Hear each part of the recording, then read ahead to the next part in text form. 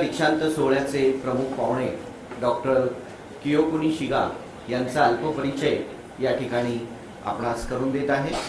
Doctor Kiyokuni Shiga is a associate professor in the Department of Intercultural Studies, Faculty of Cultural Studies in Kyoto Sangyo University, Japan. Having received PhD in 2006, he has continued research in the field of Buddhist and Indian philosophy. He is specifically studying Buddhist and Jain logic and epistemology from the 5th to 12th century through Sanskrit and Tibetan texts. At the Kyoto Sangyo University, Professor Kiyokuni Shiga teaches a course in history and Indian philosophy which includes Vedas, Upanishads and epics such as Ramayana and Mahabharata. He also teaches courses in Buddhist culture and cultural studies. I now request Professor Shiga to deliver his convocation address.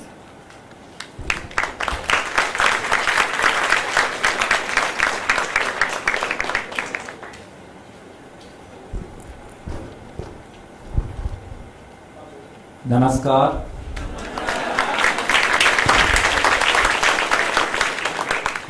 मेरा नाम कियोकुनी Shiga है.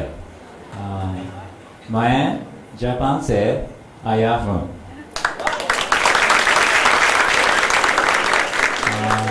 मुझे थोड़ा सा हिंदी आती है. अतः आज मैं इंग्लिश में बोलता हूँ. ठीक है? Okay.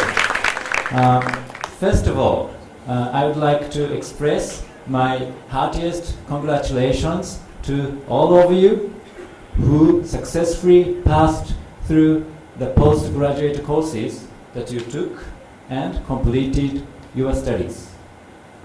It is also a great honor to be here with you and distribute certifications to you and deliver a speech.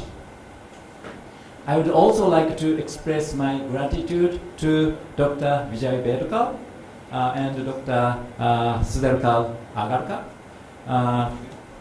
for inviting me as a chief guest to this ceremony. For me, it is very, very precious opportunity, and I will never forget this experience in my life. About 20 years ago, I completed my bachelor degree and graduated from Kyoto University, which is located at the old Japanese capital, that is Kyoto. At that time, I have much anxiety about my future. Can I get a job properly? Or can I get married?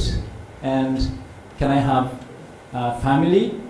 Or can I become a responsible adult? Or is my existence valuable to others or to society? And so on and so forth. Any young person is, in some sense, anxious about one's future. In the end, I chose the path of being a scholar instead of getting a job at some company.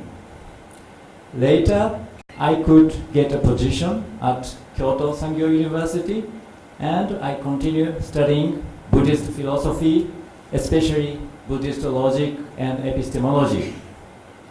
That is so-called pramana. Pramana is, it can be translated into valid means of cognition, which is discussed in the classical Indian academic tradition.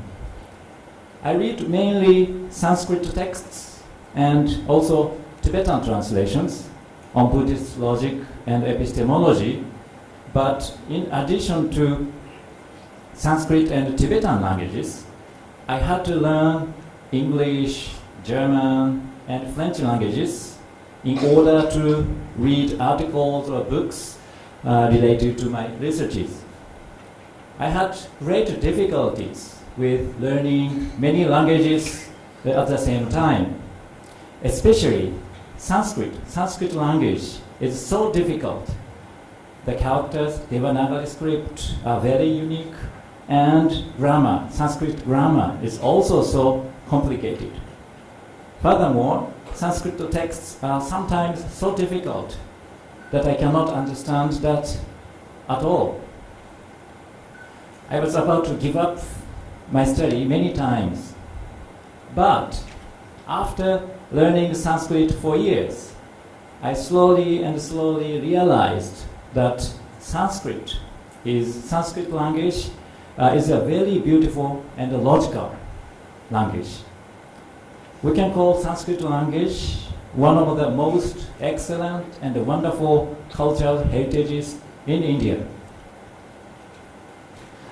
When I was in the doctor course as a PhD candidate, I studied abroad in Vienna, Austria, in Europe, for 1 year. I experienced many things, but I had again great difficulties with expressing myself, express my own opinions or views, because my German skill and English skill were so poor at that time. I felt also big cultural differences between Europe, Austria, and Japan. Despite those difficulties, I continued my study. How could I overcome those difficulties? In my case, I would say that it is thanks to my friends, colleagues, and teachers who supported or encouraged me, directly or indirectly, that I could overcome those difficulties. Especially friends and colleagues, when you met at college or university, must be your precious treasures in your lives. And one more factor with which I could overcome difficulties is a joy of knowing something new, or a joy of discovering the hidden truth. If you realize that some hidden truth exists behind the curtain, you will feel a deep delight, a deep joy. In my case, also thanks to inquiring mind or curiosity about the new knowledge and truth, as well as my friends, colleagues, teachers, and professors, I could overcome difficulties. I think it is also important to follow your inner voice, which comes from deep from your heart. If you have to make some decision, you have to ask yourselves, is it really important for me? Can I feel a joy or pleasure when I am engaged in that? When I see a student, I always think that they have infinite possibilities.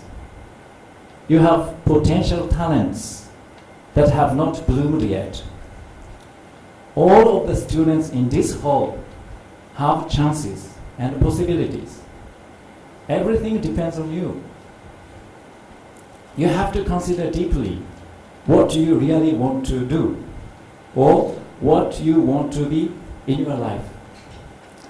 I'm also looking for what I really want to be, so please seek for your own dream confidently and with certainty, and keep considering what you will become in the future in your lives.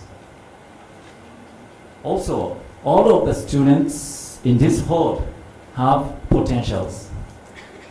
Those potentials are special talents that are given only to you. Some persons find their unique talents very easily, very quickly, but whereas it will take time for others to find them. Please ask yourself, what are your special talents?